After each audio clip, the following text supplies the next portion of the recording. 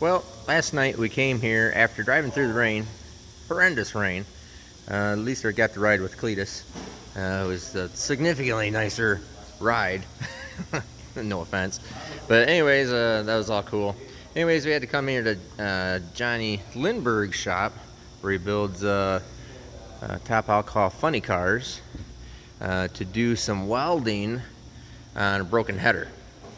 So since it was already sitting here and we're just a couple miles away from the hotel, we hitched a ride with one of the other racers to the hotel and left the car here.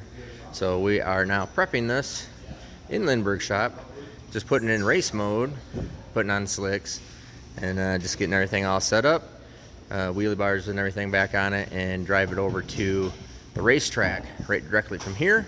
So I'm going to just check the valve lash, make sure everything's all cool, and we're going to head over to the racetrack.